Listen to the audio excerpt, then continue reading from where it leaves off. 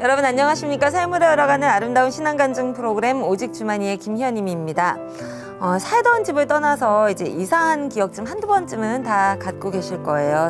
앞으로 살게 될 집이 동네가 굉장히 좋거나 지금 사는 집보다 굉장히 좋은 동네, 좋은 집이라고 하면 그 기대감만으로 이사 갈 때까지 하루하루를 즐겁게 보내게 되죠.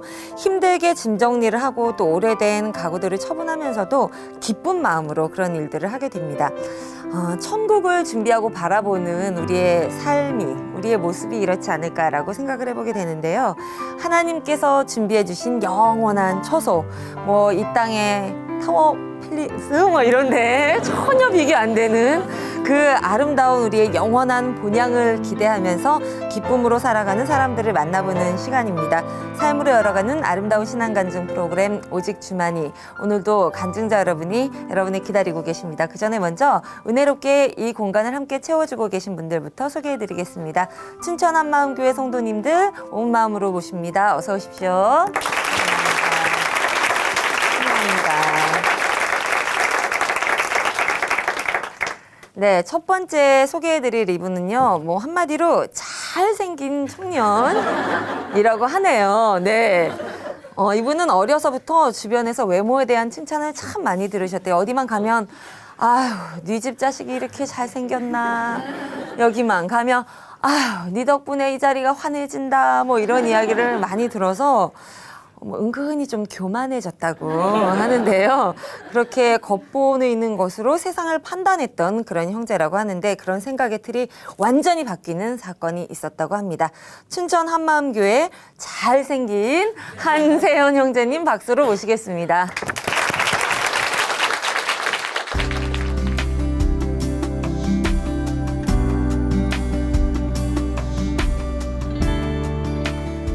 안녕하세요.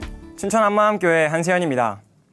사람이라면 누구나 잘생겼다는 얘기, 예쁘다는 얘기를 듣고 싶어 하잖아요. 저도 사람들에게 잘생겼다는 얘기를 듣기 위해 노력하며 살았는데요. 그런데 노력을 하면 할수록 오히려 남들과의 비교의식과 열등감에 힘들기만 했어요. 그랬던 제가 지금은 예수님을 주인으로 믿고 이런 비교의식과 열등감에서 완전 자유롭게 된 저의 삶을 간증하려고 합니다. 어렸을 때부터 엄마와 같이 어디 가기만 하면 주변에서 아들이 왜 이렇게 잘생겼어요? 하는 말을 자주 하시더라고요. 엄마도 처음엔 많이 좋아하셨어요. 그런데 나중엔 제가 마음이 교만해질까 봐 주변 사람들에게 얘가 뭐가 잘생겼어? 라고 하셨는데요. 그땐 이미 늦었습니다. 그렇게 외모가 저의 삶의 기준이 되었어요. 어떤 얘기를 자주 들었는지 조금 말해보면 그냥 잘생겼다, 멋있게 생겼네, 자식, 여자친구들이 많이 따르겠다 같은 전체적인 칭찬과 눈이 너무 예쁘다, 코가 어쩜 이렇게 오똑하니, 180 넘는 키에 아주 훤칠하구나 같은 부분적인 칭찬을 해주시는 분들도 계셨어요. 군대 훈련소 때는 조교와 동기들이 연예인 지망생인 줄 알았다고 하기도 했어요. 처음 이런 얘기를 들었을 땐 몸둘 바를 모르겠었는데 시간이 갈수록 너무 당연한 얘기로 들리는 거예요. 하루는 택시를 탔는데 기사 아저씨가 갑자기 뒤로 확 돌아보시면서 손님, 나 연예인 탄 줄 알았잖아 라고 하시면서 깜짝 놀라셨어요. 본인이 이런 얼굴을 갖고 있었으면 조용히 살진 않았을 거라고 하시더라고요. 또 저와 친했던 한 친구는 이런 저와 몸을 바꾸고 싶다고 하는 게 항상 입버릇이었어요. 고등학교 땐 여동생이 다니는 여고에 제가 잘생겼다는 소문이 났는데요. 주변에서 제 명찰이라도 좀 얻어달라고 부탁을 계속해서 동생도 그때 많이 피곤했다 하더라고요. 이런 얘기를 계속 들으면서 제가 정말 잘생겼나 거울을 봤는데 제 얼굴이 잘생기긴 했더라고요. 가끔 샤워를 하다가 아무 생각 없이 거울을 보면 거울에 비친 제 모습에 반해 거울 앞에서 한참 서 있기도 했어요. 보통 남자가 여자에게 먼저 다가가잖아요. 그런데 제가 버스라도 기다리고 있으면 여고생이든 여대생이든 가릴 것 없이 저에게 와서 전화번호를 물어보는 거예요. 처음엔 조금 당황스러웠는데 이런 일도 몇 번 있고 나니까 이젠 별로 당황스럽지도 않더라고요. 제가 진짜 이해가 안 되는 속담이 하나 있었는데요. 그건 10번 찍어서 안 넘어가는 나무가 없다는 거였어요. 왜냐하면 제가 목표로 삼았던 나무들은 무조건 한 번에 다 넘어갔거든요. 예전에 얼굴도 예쁘고 공부도 잘해서 친구들 사이에서 많이 얘기됐던 애가 있었어요. 한번 만나보면 좋을 것 같아서 사귀자고 얘기를 했는데 역시나 한 번에 그래 좋아 라는 대답을 들을 수 있었습니다. 어느 순간이 되니까 이제는 처음 만나는 사람이 저에게 외모로 칭찬을 하지 않으면 오히려 이상하게 생각을 하게 되었어요. 성격도 크게 모나지 않았었기 때문에 주변 사람들과 별 문제 없었고 공부도 적당히 잘해서 저는 제가 진짜 잘난 줄 알고 살아가게 되었어요. 그러던 어느 날 한 여자애가 저에게 좋아한다고 고백을 하는 거예요. 그런데 얼굴을 보니까 조금 못생겼더라고요. 그래서 야, 급이라는 게 있어. 니는 거울도 안 보냐? 못생긴 게 어딜 넘봐. 니랑 나랑은 급이 달라 하고 속으로 생각하며 그 친구의 고백을 거절했어요. 고등학교 땐 주변에 저보다 인간관계가 좋아서 마당발인 친구들, 저보다 공부를 잘해서 성적이 좋은 친구들이 있었어요. 한 친구는 자기가 쟤도 알고 아 걔도 알지 하면서 자기 마당발인 걸 너무 자랑하는 거예요. 너무 자랑하니까 저는 고개를 끄덕이면서 그래, 친구 많아서 좋겠다. 못생긴 게 친구라도 많아야지 하고 속으로 생각했어요. 또 다른 친구는 자기가 저보다 성적이 잘 나왔다고 너무 자랑을 하는 거예요. 너무 자랑을 하니까 저는 또 고개를 끄덕이면서 그래, 성적 잘 나와서 좋겠다. 못생겼으면 공부라도 잘해야지 하고 속으로 생각했습니다. 저의 모든 판단 기준은 외모였어요. 요즘 흔히 말하는 얼짱각도는 이렇게 얼굴을 45도 옆으로 돌리는 거잖아요. 그래서 생긴 습관이 하나 있는데요. 길을 걸어가면서 앞에서 사람이 올 때 저의 가장 완벽한 모습을 보여주기 위해 얼굴의 옆면을 보여주는 습관이에요. 그런데 그냥 고개를 돌리면 이상하잖아요. 그래서 자연스럽게 옆을 보면서 고개를 돌렸어요.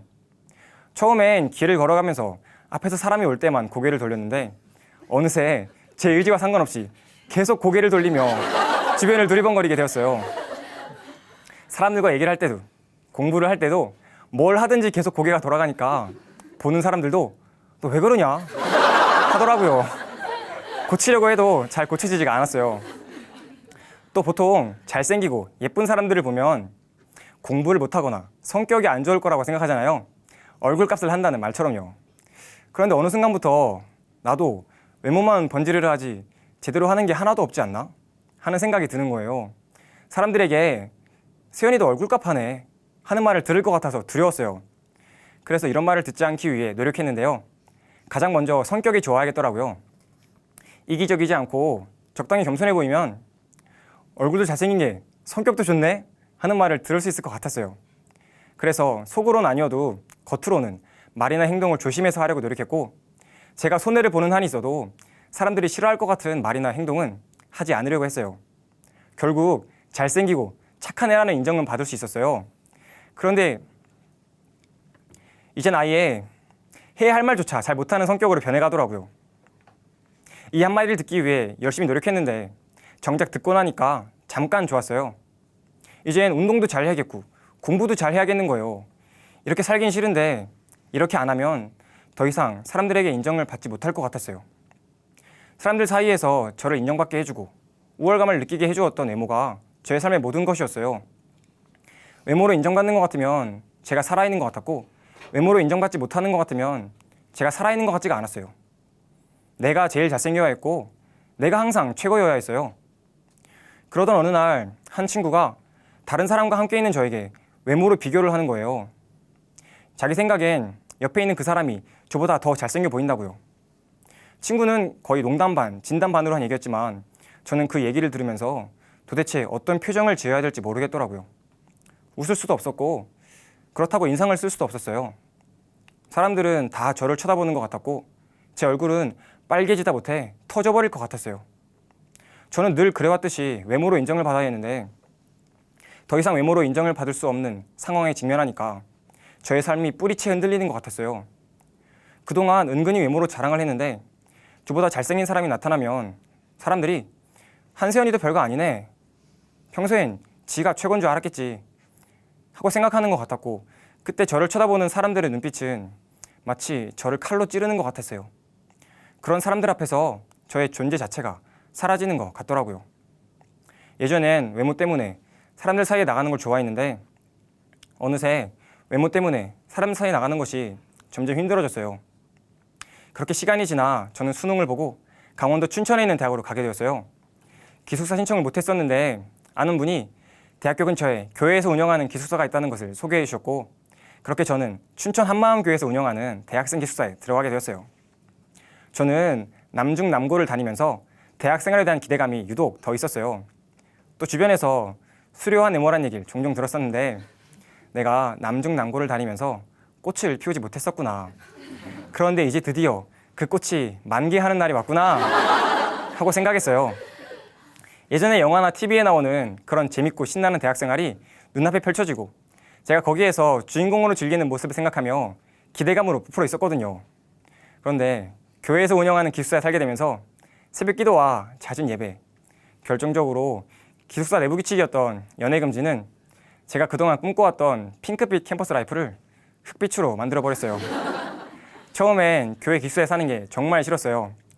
그런데 같이 살게 된 형들은 제가 보기엔 별로 잘생기지도 않고 그렇다고 뭐 특별하게 잘난 것도 없어 보였는데 저와는 달리 비교의식이나 열등감 같은 것이 전혀 없어 보이는 거예요.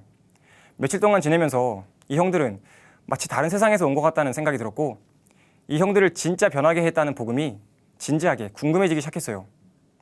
저도 예수님을 알고 있었거든요. 그런데 제가 알고 있는 예수님과 이 형들이 알고 있는 예수님은 이름만 같고 다른 사람인 동명이인 같다는 생각이 들었어요. 제가 알고 있는 예수님은 2000년 전에 죽으신 그냥 유명하고 좋은 분인데 이 형들이 믿는 예수님은 정말 지금도 살아계신 것 같았어요. 전에도 형들에게 계속해서 복음을 들었었지만 알고 있는 얘기라 생각하고 집중해서 듣지 않았었거든요. 그런데 알고 싶어진 거예요. 이 형들을 진짜 변하게 했다는 복음이 진심으로 알고 싶어졌어요. 그래서 형들과 시간을 함께 보내며 틈틈이 말씀을 듣기 시작했어요. 기숙사에 들어온 지 2주 정도가 지나갈 때쯤엔 스스로 형들에게 새벽 기도에 가고 싶다고 말했어요. 매일 새벽 4시쯤에 일어나 새벽 기도를 가는 형들을 보면서 이렇게 있는 새벽 기도를 나가면 왠지 예수님을 만날 수 있을 것 같았기 때문이었어요. 그리고 형들이 계속 얘기해 주었던 부활하신 예수님에 관한 이야기도 이전과 다르게 집중해서 들었어요. 예전처럼 이미 다 아는 부활이라고 생각하면서 듣지 않고 이 형들을 진짜 변하게 한 부활이라고 생각하면서 들었어요. 신화나 전설들을 보면 죽었다가 살아난 사람은 수도 없이 많고 하늘로 솟아 별이 됐다는 사람도 있고 영원히 죽지 않는 몸을 얻었다는 사람들도 있었어요. 이 당시 저에겐 신화나 전설과 비슷한 게 성경이었거든요. 둘 다 지금은 볼 수 없는 일들이고 상식적으로 절대 믿을 수 없는 얘기들이니까요. 그런데 형과 얘기를 하면서 차이를 듣게 되었어요. 차이는 그 사건에 대한 증인이었어요. 신화나 전설에 나오는 어떤 사건에도 자신의 생명은 물론이고 돈 몇 푼이라도 걸 수 있는 사람은 없잖아요. 단 한 명도요. 그런데 예수님의 부활을 목격한 증인들 중에는 하나밖에 없는 자신의 생명을 아낌없이 건 사람들이 수도 없이 많았어요. 제자들의 입장에서 생각해 보게 되었어요. 만약 내 옆에서 예수님이 성경에 예언된 대로 죽으시고 다시 부활하신 사건을 본다면 나는 그전처럼 살 수 있을까? 절대 그럴 수 없었어요. 하나님이 이 땅에 사람으로 오신 것을 내 두 눈으로 똑똑히 봐버렸는데 그걸 보기 전처럼 산다는 것은 말이 안 되는 얘기였어요. 전에는 제자들의 삶이 그저 놀랍다고만 생각했었거든요.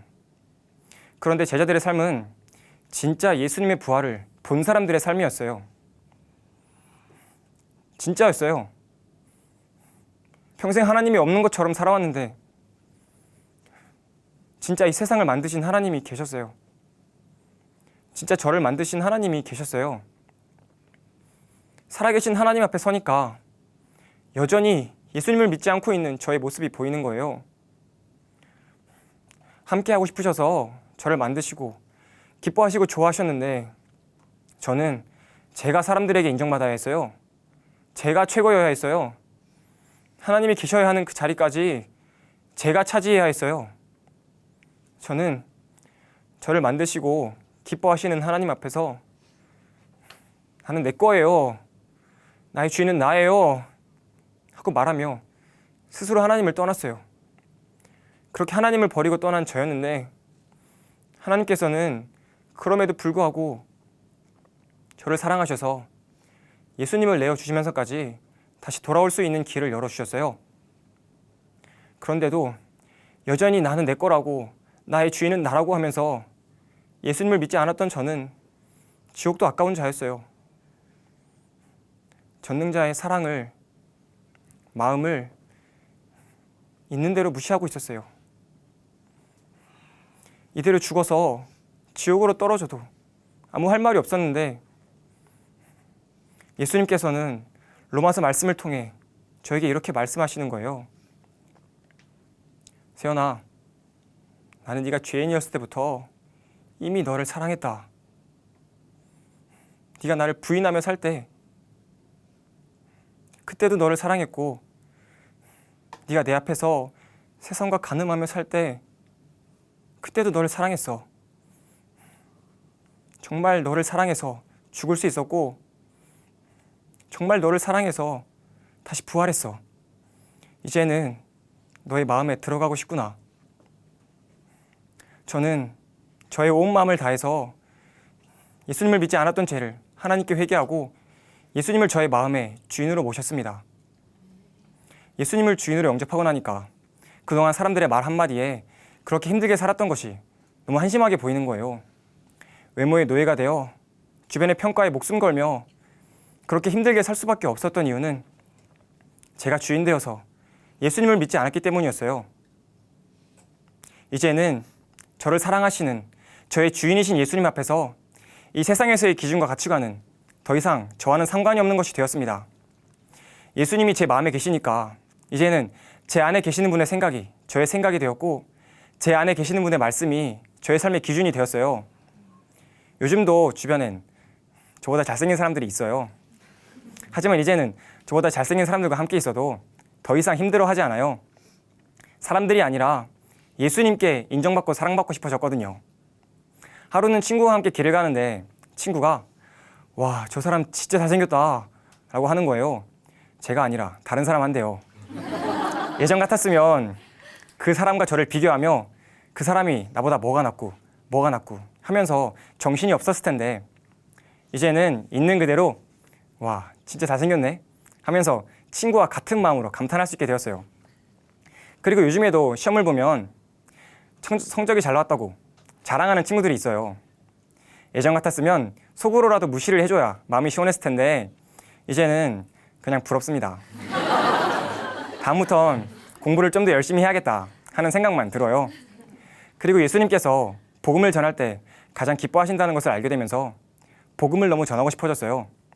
그래서 제가 다니는 대학 캠퍼스에서 노방전도를 하기도 하고, 택시를 타면 택시 아저씨에게, 버스를 타면 맨 앞자리에 앉아서 기사 아저씨에게도 복음을 전했어요. 군대에 갔을 땐 동기와 후임들에게, 친척들이 모이면 친척들에게도 복음을 전했습니다. 예수님을 모르던 사람들에게 저를 통해 복음이 전해질 수 있다는 것이 너무나 기뻤어요. 예전엔 저를 높이기 위해 사용되었던 네모가 이제는 복음을 전하는 데 잘 사용되고 있어요. 제가 대학교 2학년이 되면서 후배들이 들어왔는데 잘생긴 형이라고 저를 잘 따르는 거예요. 전 이때다 싶어서 계속 밥을 사주면서 열심히 부활하신 예수님을 얘기해 주었어요. 몇 년이 지난 지금도 과 모임에서 후배들을 만나면 예전에 밥을 사주면서 예수님을 얘기해 주던 형이라고 기억하고 있더라고요. 또 한 번은 몸에 문신을 한 친구가 있었는데 겉으로 풍기는 모습에 제가 먼저 다가가기에는 조금 부담스러운 게 있었거든요. 그런데 그 친구가 먼저 저에게 와서 너 왜 이렇게 잘생겼냐고 부러워하는 거예요. 외모 때문에 그 친구와 순식간에 친해질 수 있었어요. 그리고 그 친구는 제가 전한 복음도 너무 집중해서 잘 들었고 기쁘게 예수님을 영접했어요. 하나님께 나아가는데 방해가 되었던 외모가 이제는 사람들의 마음을 열고 복음을 전하는 데 사용될 수 있다는 것이 너무나 감사해요. 지금은 교회 영상팀에 들어가 사진을 찍으며 섬기고 있어요. 예전엔 제가 최고여야 했잖아요. 그런데 이젠 제가 아니라 교회 지체들의 최고의 모습을 남기기 위해 부족하지만 최선을 다하고 있어요. 사진을 찍을 때도 또 찍고 나서 보정을 할 때도 대충 하는 것이 한 장도 없어요.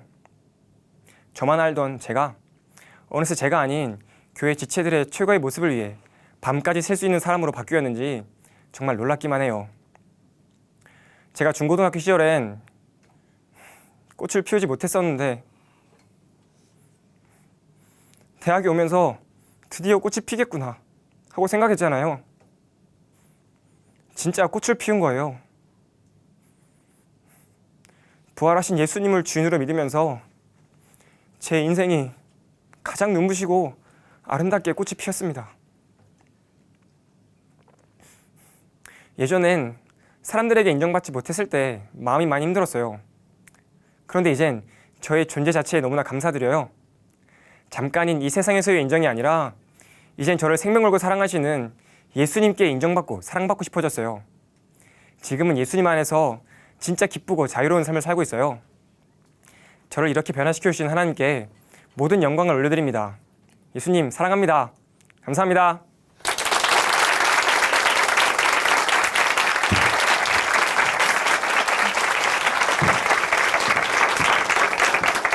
네, 세연 형제님 간증 감사합니다. 우리 하나님은요, 외모를 취하지 않으시는 분이시죠. 잘생겼든 못생겼든 우리 예수님을 잘 믿고 신앙생활을 열심히 해야만 승리자가 될 수 있다는 건 뭐 기본 아니겠습니까? 네. 자, 녹화할 때 우리 세연 형제님께서 정말 정성을 다해서 뭐 진행하는 저든 또 우리 간증자 여러분이든 우리 함께 해주고 계신 방청석에 계신 여러분이든 정말 정성껏 사진을 찍어주시거든요. 아, 그런 모습이 얼짱 각도의 셀카가 아닌 이제 다른 사람을 세워줄 수 있는 모습으로 바뀌게 돼서 정말 감사하다라는 생각을 해보게 됐습니다. 네, 아름다운 믿음의 고백으로 함께 아름다운 시간 만들어가고 있습니다. 삶으로 열어가는 신앙간증 프로그램 오직 주만이 이제 두 번째 간증자를 여러분께 소개해드리겠습니다. 한국의 아줌마 하면 떠오르는 그런 이미지가 있죠. 연약하다기보다는 살짝 이런 느낌이 좀 있습니다. 이번에 나오실 분이 딱 그런 이미지로 살아가고 계신 분이었다고 하는데요. 그렇다고 해서 이분이 태어나실 때부터 이런 한국의 전형적인 아주머니 스타일은 아니셨다고 합니다. 이분은요, 대기업의 높은 경쟁률을 뚫고 공채로 입사할 만큼 실력이 있고 아름다운 외모도 가지셨던 분인데 전업주부가 되면서 아줌마의 삶에 입문을 하셨다고 하네요. 네. 하지만 여자의 변신은 무죄라고 했던가요? 이 아줌마가 또 다른 모습으로 변신을 했다고 합니다. 어떤 모습으로 변신을 했는지 지금부터 함께 확인해 보시죠. 춘천 한마음교회 박주미 자매님 박수로 모시겠습니다.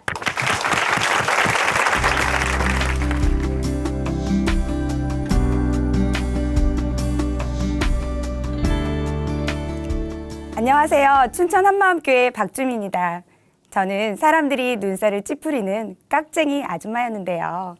부활하신 예수님을 만나고 나서 주를 위해 사는 뜨거운 열혈 청년으로 변화된 것을 나누려고 합니다. 여자가 결혼하면 아줌마로 불리우는데요.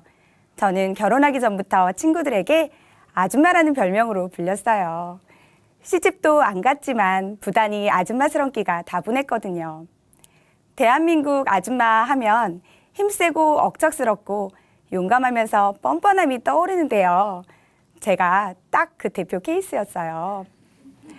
아줌마들의 제일 꼴불견이 뭐가 있을까 생각해보면 전철에서 자리 맞는 거잖아요. 저는 전철이 들어오기 시작하면서 정지하기까지 불과 몇 초 사이에 초긴장을 했어요. 전철이 멈추고 문이 열리면 누구보다 먼저 재빠르게 달려들어가 앉을 자리를 탐색하고 표적이 보이면 번개 같은 속도로 몸을 날렸어요. 혹여 일행이 함께 있으면 저의 가방부터 던지고 몸을 던져 자리에 일자로 누워버렸어요. 모두들 저의 앞뒤 안 가리는 뻔뻔함 때문에 고개를 내저으며 못 말리는 줌마라고들 말했지요. 또 전철에 자리가 하나도 없으면 저는 가지고 있던 가방을 바닥에 내려놓고 그대로 깔고 앉았어요. 그렇게 처녀적부터 다분한 줌마기질은 결혼하고 더욱 발전하게 되었는데요. 나만을 위해 살던 제가 전업주부를 하면서 진짜 아줌마가 되고부터는 내 가족을 위해 더 용감하고 더 뻔뻔하고 더 억척스러워졌어요. 아줌마들이 뻔뻔하고 억척스러워진 이유 중에 제일 큰 이유가 가족과 가정경제를 더욱 생각하기에 그런 것처럼 저 또한 그랬어요. 물론 저도 처음부터 전업주부는 아니었는데요. 저는 대학교 졸업 후 모 대기업의 높은 경쟁률을 뚫고 그룹 공채로 입사했어요. 그리고 바로 이듬해인 25살에 결혼을 하고 26에 아이를 낳아 친구들보다도 먼저 일찌감치 아줌마가 되었지요. 그렇게 몇 년여를 직장 생활과 육아, 가사 일을 병행하는 슈퍼우먼 생활을 했어요. 그런데 두 가지 일을 병행하는 것이 힘에 부쳐서 오히려 전업주부를 소망하게 되었고, 그래서 결국에는 어렵게 들어갔던 회사에 과감히 사표를 쓰고 나오게 되었지요. 그렇게 회사를 그만두고 전업주부가 되니 처음에는 너무 좋았어요. 일단은 내 마음 내 뜻대로 시간을 쓸 수 있는 데다 육아와 가사에만 전념하니 가정에서 엄마로서 아내로서 역할에 충실할 수 있다는 것이 너무 좋더라고요. 하지만 곧 다른 난관에 봉착하게 되었어요. 그 무렵 저희 남편은 사업을 시작했는데 시작할 무렵만 해도 잘 될 거라는 기대감에 남편만 믿고 회사를 그만두고 나왔거든요. 그런데 사업이 잘 안 풀리면서 남편이 가져다주는 생활비로 살림을 하려니 너무 힘들었어요. 그때부터인가 저는 억척 아줌마가 된 것 같아요.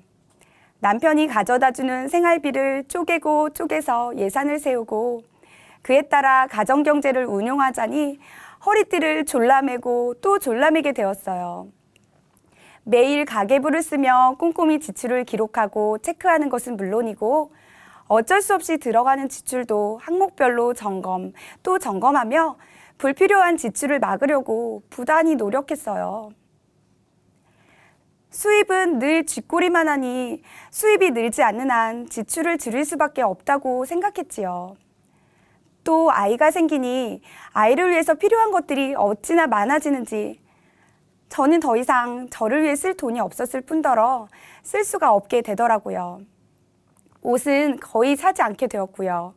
문화생활은 수년 동안 아예 하지 않으며 원시인처럼 살았어요. 저의 소비는 사람이 살아가는데 가장 중요한 생존의 기본 욕구인 식비에 특히 초집중이 되었는데요. 다른 건 다 안 하더라도 먹는 것만큼은 절대 포기할 수가 없더라고요. 그래서 저는 물건을 하나를 사더라도 어떻게 하면 싸게 살 수 있을까를 고민하고 또 고민했습니다. 그래서 장을 보러 시장에 가면 물건값 깎기는 기본이고 트집을 잡아서라도 제가 원하는 가격으로 상인가 흥정하는 데는 저를 이길 장사가 없었어요.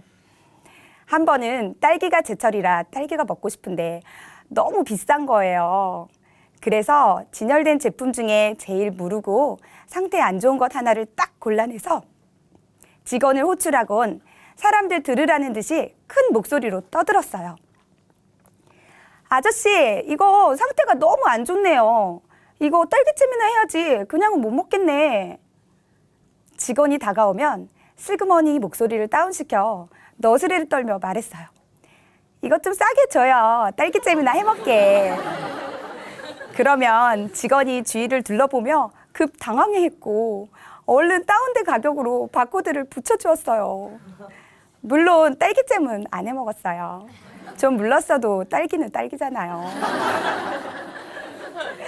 만약에 수박이 먹고 싶으면 수박을 사서 절반을 먹었어요. 그리고 절반은 다시 마트에 대가져가서 맛이 없어서 가져왔다고 클레임을 걸고 영수증을 보여주며 환불받아 왔고요. 또 저는 매일같이 신문에 끼어 들어오는 마트의 전단지를 모두 모아놓고 그날의 행사품에 빨간 사인펜으로 동그라미를 치고 가격을 비교하며 그 물건만 사러 마트를 몇 군데를 가서 발품을 팔며 장을 보곤 했습니다. 제가 김밥을 싸려면 김밥을 싸는 재료를 사기 위해 마트를 몇 군데고 갔었다는 거예요. 시금치는 D마트가 싸고 단무지는 M마트가 싸고 햄 당근은 K마트가 싸고 이런 식이었죠.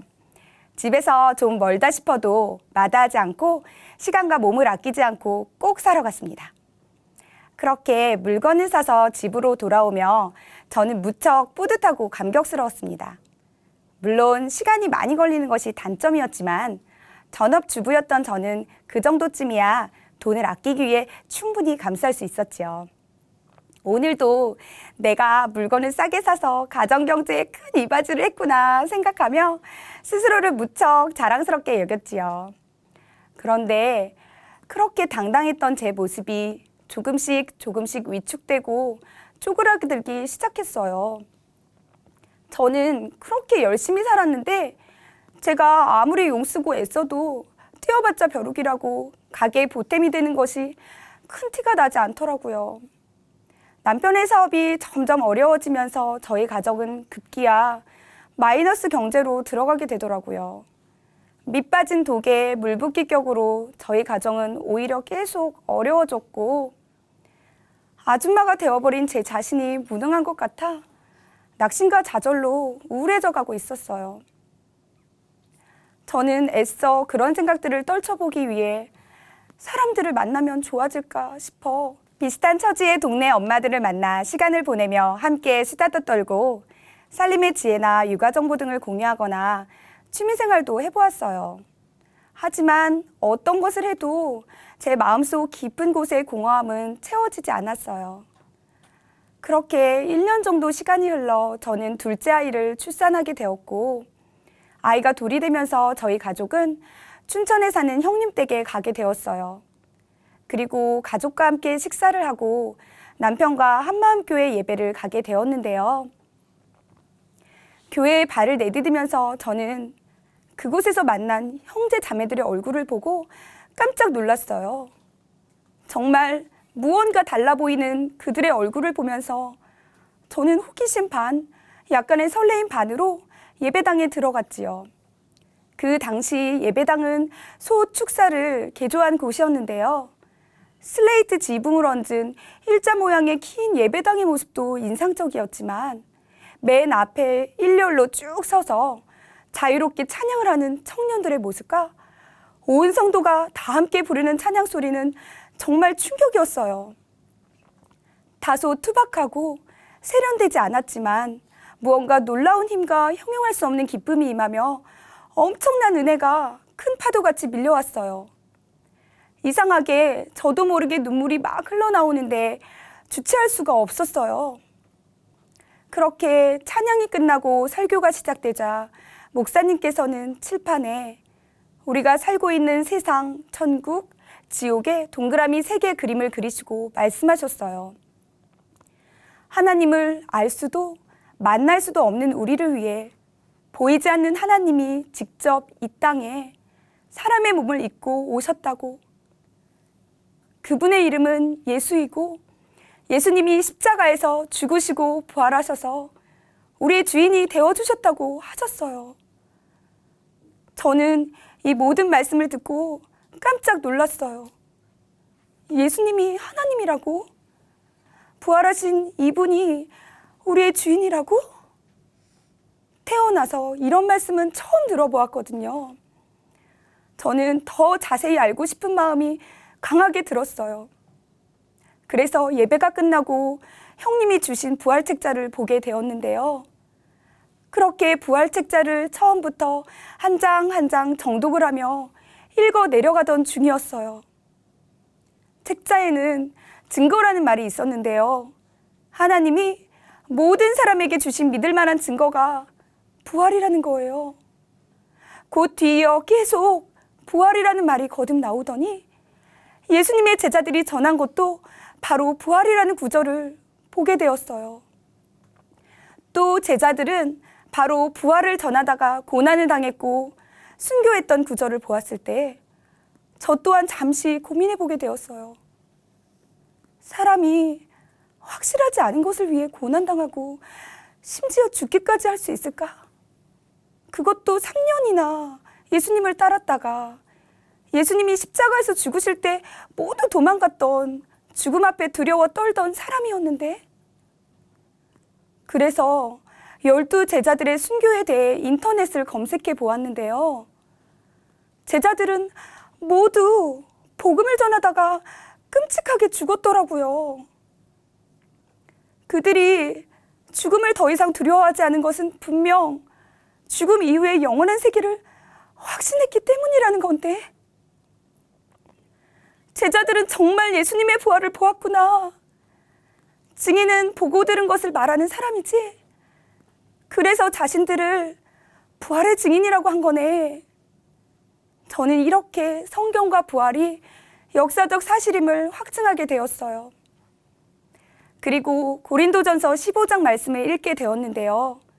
내가 받은 것을 먼저 너희에게 전하였노니 이는 성경대로 그리스도께서 우리 죄를 위하여 죽으시고 장사 지낸 바 되었다가 성경대로 사흘 만에 다시 살아나사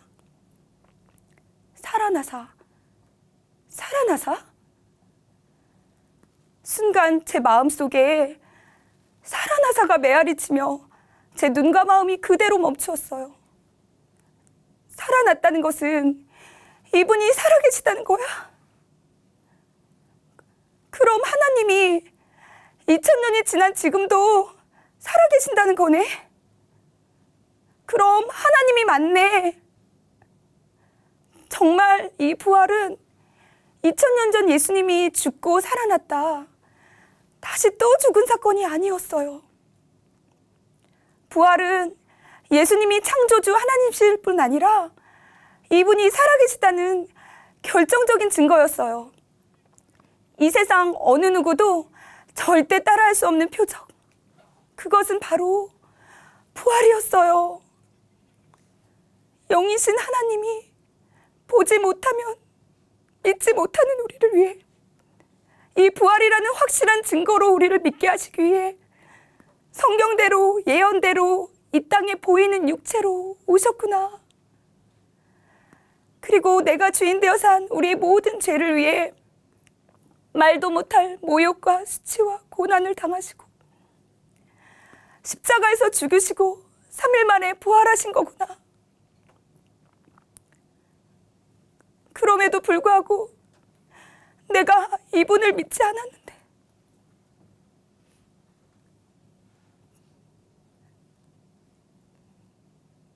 바로 이 죄 때문에 지옥 간다는 거구나. 이렇게 저는 비로소 모든 말씀 앞에 아멘이 되며 하나님 아버지 앞에서 예수님 믿지 않은 죄를 회개하고 예수님을 저의 주인으로 영접했습니다. 예수님을 제 마음의 주인으로 모셔드리고 나서 보니 제가 예수님을 믿지 않아서 지금까지 저의 삶이 다람쥐 쳇바퀴 돌리듯 늘 힘들었던 것을 깨닫게 되었어요. 내 돈, 내 아이들, 내 남편, 내 시간, 내 인생, 모든 것이 내가 주인이었어요. 모든 것의 진짜 주인인 예수님이 계셨는데 예수님을 믿지 않아서 내가 모든 것을 움켜쥐고 힘을 빼며 아등바등 살았던 거더라고요. 저는 곧바로 그 무거운 짐을 나의 원래 주인이신 예수님께 맡기게 되었습니다. 그리고 내 마음 내 뜻대로 내가 주인 되어 부끄럽지 않았고 당연하게 여겼던 이전의 모든 행동들이 하나님 앞에 서니 너무나 부끄럽고 죄송했어요. 예수님이 주인 되시니 저의 모든 삶을 통해 하나님께 영광 돌리는 것이 마땅하더라고요. 이렇게 회개하고 예수님을 저의 주인으로 모시니 제 가슴에 뜨거운 불덩어리 같은 것이 임했는데요. 저는 우리가 살고 있는 세상이 어둠이고 많은 사람들이 이 복음을 알지 못해 마귀에게 속고 살다 죽겠다는 생각이 들었어요. 그래서 사람들에게 이 복음을 한시라도 빨리 전해야 한 영혼이라도 더 살릴 수 있겠다는 생각에 저는 이 복음을 전하러 집에서 밖으로 그야말로 뛰쳐나갔는데요. 그때부터 저의 난생 처음 전도가 시작되었습니다. 함께 어울렸던 동네 아줌마들을 전도하기 위해 똥색 중고경차에 사람들을 가득 태우고 트렁크에는 삼겹살에 라면 등을 챙겨 소풍을 가서 그들을 섬기며 전도지를 쫙 돌리고 관계 전도를 하기도 했고요. 예전에 마트에서 물건값을 터무니없이 깎고 트집 잡아 환불받았던 제가 집에서 멀지 않았던 토마토 농장을 드나들며 농장 아저씨에게 음료수를 사다 드리며 토마토를 싸게 잔뜩 사다가 전도 대상자들에게 아낌없이 나눠주기도 했습니다. 그때 저의 별명은 토마토 아줌마였어요. 토마토 전도만 계속한 건 아닌데요. 토마토가 끝나면 오이가 나와요. 그렇게 오이로 전도하고 또 오이가 끝나면 콩나물 전도를 했어요. 그렇게 나눠주기를 좋아하다 보니 집안에 뭐만 생기면 자꾸 누군가에게 나눠주어야만 저는 직성이 풀렸어요. 음식을 해도 엄청 많이 해서 옆집이고 이웃에게 나눠줬어요. 남편은 제가 손이 크다며 먹을 만치만 하라고 늘 성하였지요. 언제는 전략한다고 난리더니 이제는 너무 퍼줘서 걱정이라고요. 하지만 저는 그렇게 해서라도 예수님을 몰라서 죽어가는 영혼들을 살리고 싶었고 그들에게 부활하신 예수님을 꼭 전하고 싶었어요. 그때 주위에 우울증 걸린 아주머니가 몇 분 계셨는데요. 저는 그분들에게 찾아가 부활하신 예수님을 전했어요. 복음을 들려주고 또 들려주며 기도해주니 그분들도 예수님을 영접하셨는데요. 저는 그렇게 빛이 임하면 어둠이 자연히 떠나는 것을 확실히 보았어요.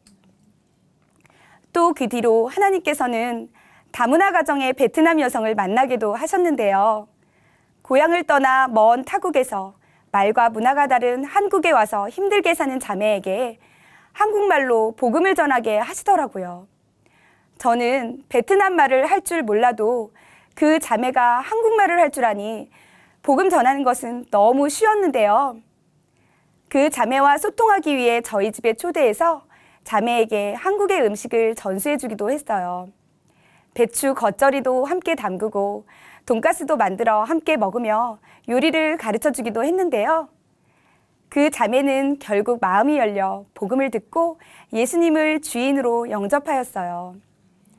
그리고 현재 저는 남편과 함께 레스토랑을 운영하며 매니저로 일하고 있는데요. 저의 예전 직업이 외식업체를 운영하고 관리했던 전문 매니저였습니다. 여성이 결혼과 동시에 유부녀가 되고 나이가 많아지면 다시 전문 여성으로서 직업을 갖는다는 것은 힘든 일이잖아요. 그런데 하나님께서는 은퇴한 저의 아줌마 인생에 다시 새로운 기회를 주셨어요. 그것도 제가 사랑하는 하늘가족 교회 공동체와 언제까지나 함께할 수 있도록 춘천이라는 새로운 터전에서 말이죠. 부활하신 주님을 만나고 거듭나 새 삶을 살게 된 하나님 나라의 새터민 같은 저에게 하나님은 새 직장도 주시며 내가 있는 그곳이 선교지라고 말씀하셨어요. 지금은 저희 직원들에게 열심히 밥을 해주며 한 명 한 명 복음을 전하고 있는데요. 하나님께서 보내주시는 영혼들이라고 생각하니 모두가 너무 귀하고 사랑스럽답니다. 제 나이 아직은 젊은 아줌마인 37. 하지만 점점 세월은 가고 저도 중년이 되고 또 언젠가는 노년이 되겠죠. 하지만 부활의 증인은 언제나 뜨거운 열혈 청년으로 그 위대하다는 대한민국 아줌마보다도 더 위대하고 강할 것을 믿습니다. 네. 이제 저는 더 이상 나를 위해 내 가족만을 위해 살던 아줌마가 아닙니다. 저의 이름은 부활의 증인입니다. 이제는 씩씩한 아줌마의 열정을 오직 주를 위해서만 쓰겠습니다. 아자아자 파이팅! 감사합니다.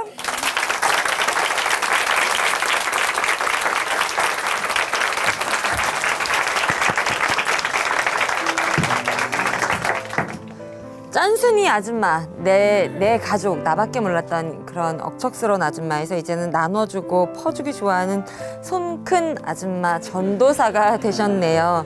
와, 그 말씀 가운데서 매일매일 하루하루 부어주신 은혜가 이제는 정말 감사하다라는 그런 이야기가 계속 와 닿았는데요. 매일 잔이 넘치도록 부어주시는 우리 하나님의 은혜와 기쁨, 영원히 하나님 집에서 살 것이라는 그 기대를 가지고 그 영원한 생명을 주신 예수님의 그 열정으로 앞으로도 더 복음 전하는 일에 힘내주시길 박수로 함께 응원해 드리도록 하겠습니다.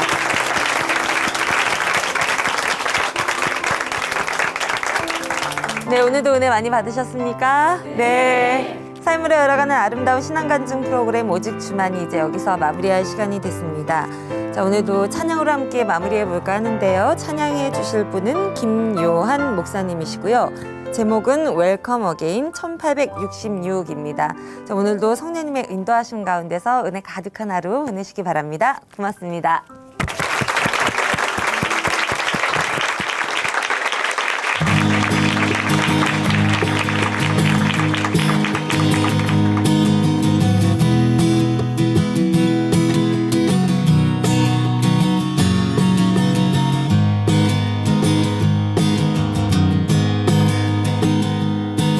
절대 잊지 않으리 그날의 노래를 그날의 영광을 어둠의 빛을 잃은 이 땅에 보아라 생명의 불꽃을 꺼져가는 등불 상한 갈대 꺾지 않으신 하나님